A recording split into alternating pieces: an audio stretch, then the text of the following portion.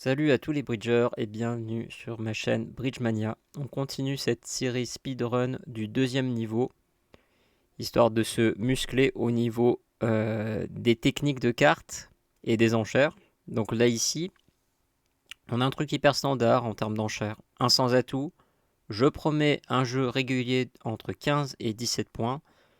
Il y a trois types de jeux réguliers, les 4-4-3-2, les 5-3-3-2 et les 4-3-3-3. Et attention, ce ne sont pas des compositions de foot, hein. Donc un sans atout passe 3 sans atout. Alors qu'est-ce que ça veut dire? Ça veut dire que là on arrive à ce qu'on appelle le palier de la manche. Un sans atout et deux sans atout ne sont pas des paliers de manche. 3 sans atout c'est le palier de la manche. Ça veut dire que nous sommes assurés d'avoir 25 points dans la ligne. Ça veut dire que mon nombre de points plus son nombre de points, ça fait exactement au moins 25 points. Et c'est pour ça qu'il a dit 3 sans atout. Ce sont des enchères très expéditives. Et ce sont aussi des enchères anonymes. Pourquoi je dis anonyme? Parce qu'en fait, quand vous intervenez, quand vous faites des enchères à la couleur, ça peut orienter vos adversaires dans l'entame et ça peut leur donner des indications. Là ici, 1 sans atout, 3 sans atout, ce sont des enchères dites anonymes. Là ici, vos adversaires ne savent absolument pas quelle est la meilleure couleur à entamer et ils sont obligés de faire au mieux à partir de ça. Et donc c'est parti, donc on a l'entame du 7 de cœur. Ok. Alors là ici on fait notre plan de jeu. Comme d'habitude, on doit faire 9 levées. À pique, on en fait 0. À cœur, on va faire certainement l'as. À trèfle, on va certainement en faire 4. Enfin, 3 de plus, donc 4. Et à carreau, on va en faire 3 de plus, donc 7. Il me reste à faire 2 levées. Alors évidemment, sans grande surprise, je pense que vous pensez où est-ce qu'on va faire nos 2 levées supplémentaires. On va probablement faire nos 2 levées supplémentaires dans la couleur trèfle. D'accord? Parce qu'en fait, le résidu dans la couleur trèfle, nous possédons 9 cartes, donc le résidu est de 4 cartes. Et la probabilité que ça soit 3-1 ou 2-2 est plus probable que ça soit juste 4-0. 2-2 c'est 40%, 3-1 c'est 50% et 4-0 c'est 10%. Donc ça laisse juste 10% de chance de cas défavorable. On peut se dire qu'on va quand même réussir à faire 2 levées de plus à trèfle. Alors ici, j'aimerais que vous disiez en commentaire qu'est-ce que vous mettriez comme carte. Est-ce que je laisse filer? Est-ce que je mets une petite carte? Ou est-ce que je mets l'as? N'hésitez pas à mettre sur pause.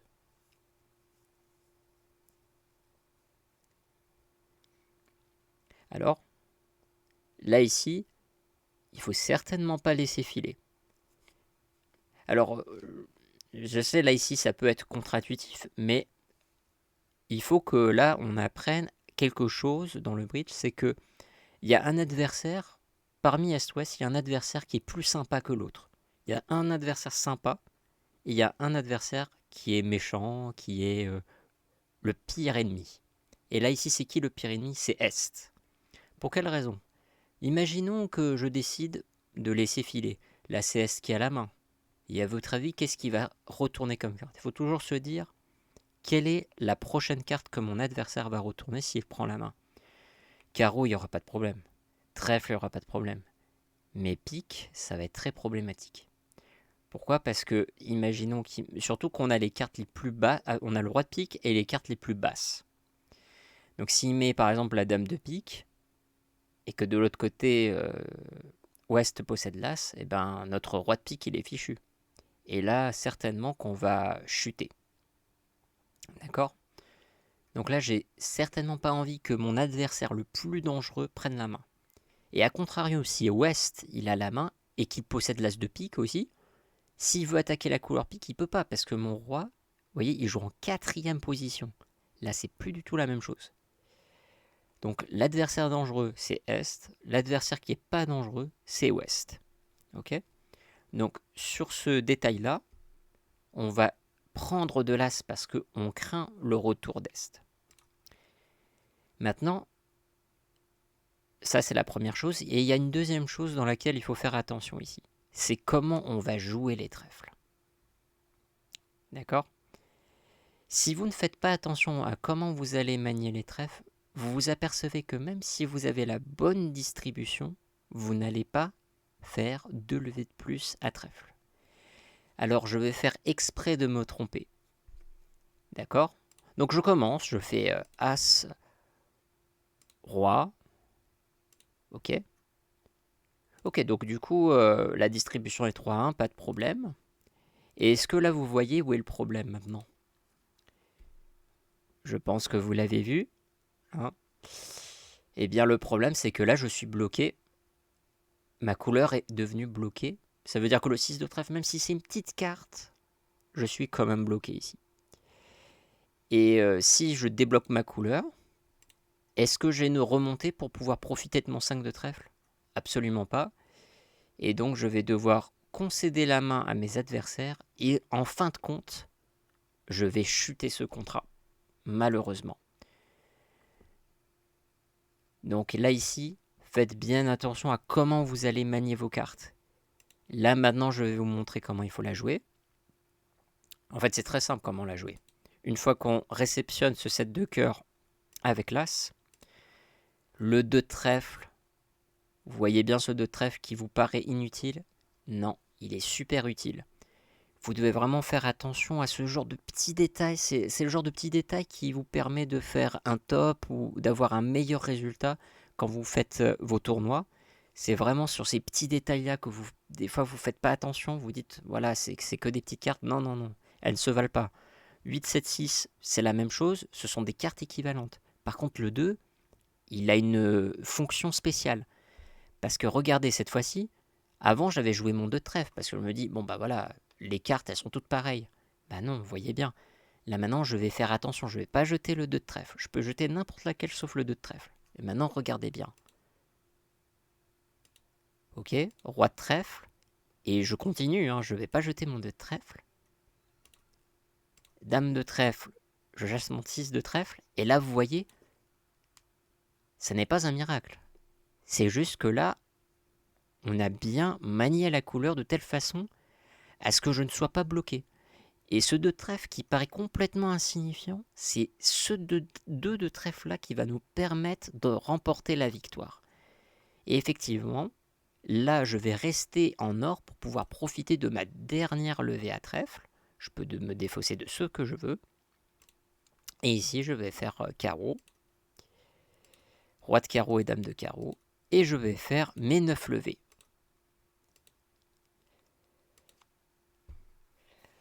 Passons à la donne suivante.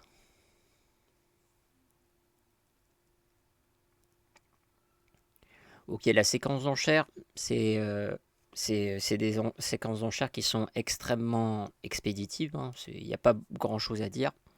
2 sans atout, c'est pareil que le 1 sans atout, simplement il y a plus de points. Là, ici, ça promet 20, 21 points. Exactement 20, 21 points. Si vous avez un petit peu plus, 22, 23 points dans ces zones-là, on commence à ouvrir de 2 trèfles et après, on fait la redemande à 2 sans atout sur le 2 carreaux de l'enchère relais de notre partenaire.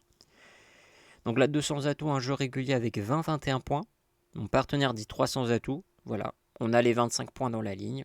On n'a pas de chelem qui est envisagé. Et c'est parti. Donc l'entame là ici avec le roi. On commence à faire notre plan de jeu. Donc à pique, on a une. À cœur, on a une de plus, donc 2. À trèfle, on n'en a pas encore puisqu'on n'a pas l'as. Et à carreau, on a 4 de plus, donc ça veut dire 6. Ça veut dire qu'il me faut faire absolument 3 levées quelque part. Est-ce qu'il est possible de faire 3 levées à trèfle? On a l'impression que c'est possible. C'est possible, mais il y a plusieurs conditions. Il y a une condition, c'est que la distribution soit 3-3. Et ça arrive dans à peu près 36% des cas. Mais il y a aussi autre chose. Il y a aussi, une fois que j'aurai, imaginons, dans la simple supposition que la distribution soit 3-3, il faudrait aussi une remontée pour pouvoir profiter de ma dernière levée à trèfle. Et ça, c'est pas gagné. La dame n'est pas forcément une remontée. En fait, si, parce qu'on a le 9. Vous savez pourquoi? Parce que dès qu'on a 2 cartes équivalentes, c'est comme si on avait une remontée assurée pour pouvoir faire la dernière. Mais vous voyez que pour arriver jusque-là, parce qu'en fait, je n'ai pas parlé de l'as de cœur, parce que l'as de cœur, on va nous le faire jouer immédiatement. Mais ça, c'est une remontée naturelle. Mais cette remontée naturelle, ben, il faudra au bout d'un moment concéder le roi et ils vont nous assassiner à cœur. Vous voyez? Donc, on a 6 levées, il faut faire 3 levées supplémentaires. On voit quand même que c'est très compliqué de faire 3 levées à trèfle. On pourrait en faire 2. 2 faciles, ça c'est bon. Mais 3, il ne faut pas y compter trop. Par contre, à pique, on est capable d'en faire 3 de plus. Simplement si le roi de pique il est bien placé. Donc contrairement aux 36% de la dernière fois, là c'est 50%, ça dépend juste de la position du roi. Donc stratégiquement, en termes de probabilité, c'est mieux d'opter pour une stratégie basée sur les piques.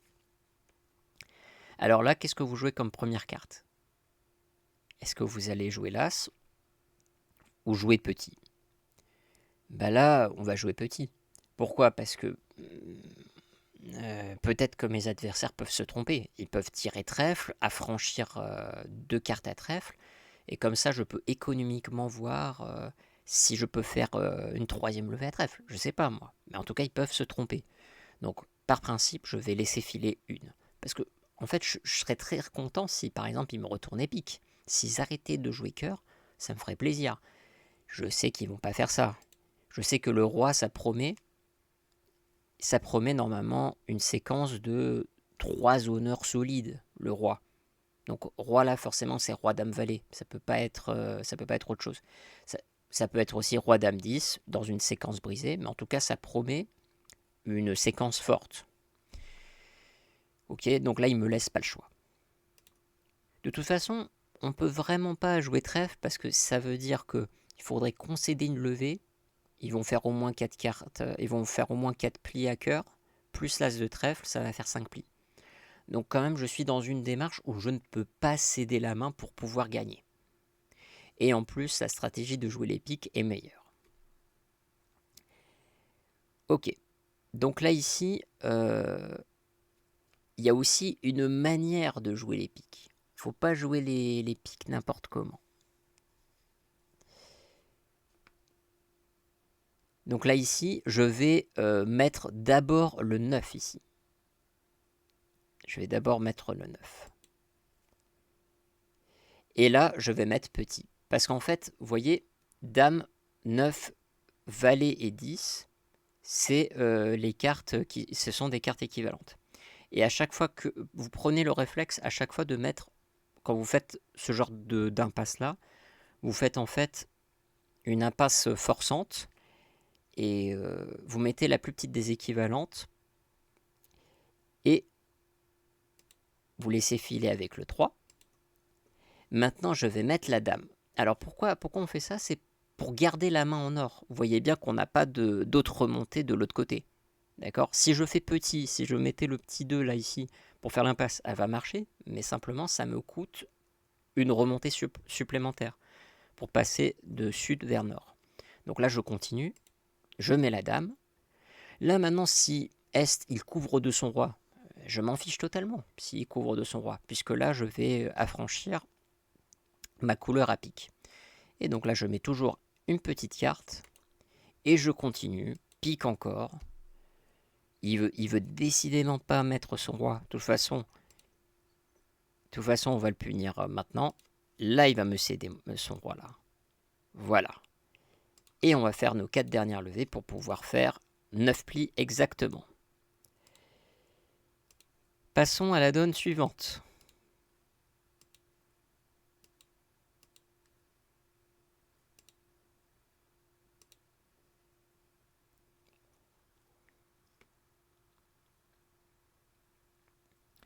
Ok, donc il n'y a rien à dire au niveau des enchères. Hein. C'est exactement la même chose. 15-17 points, passe, 300 atouts, j'ai 25 points dans la ligne.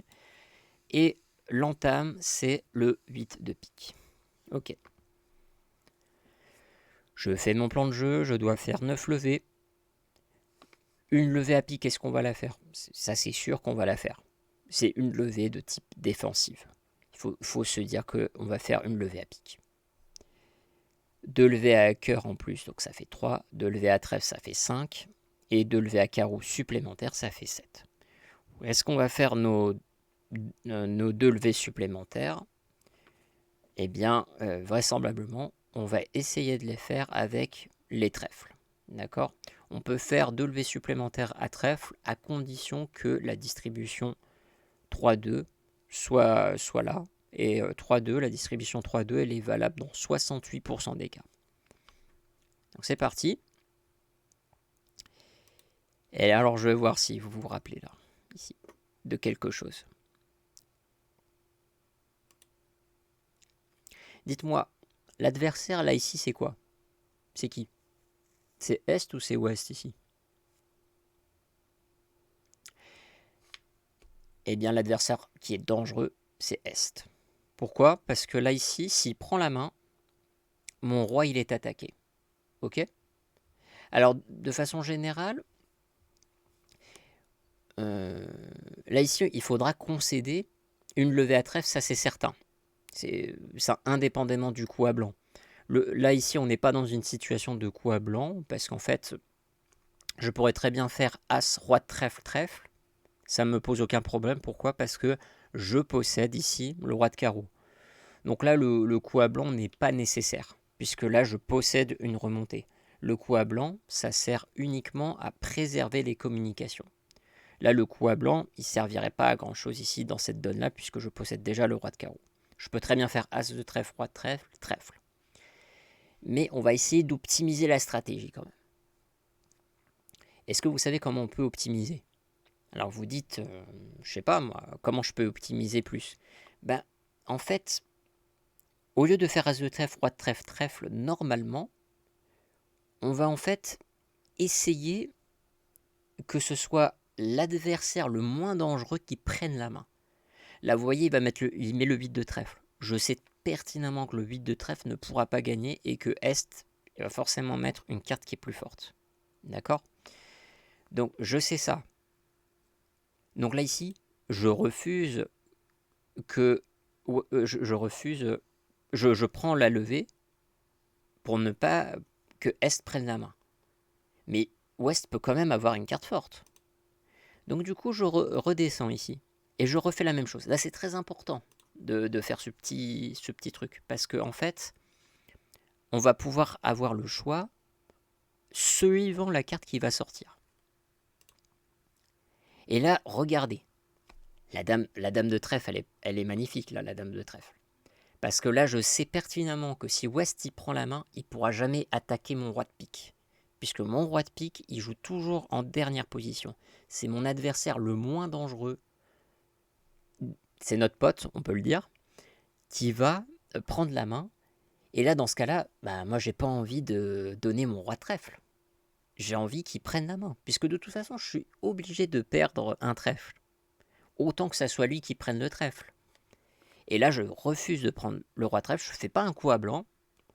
Je veux juste que ça soit lui.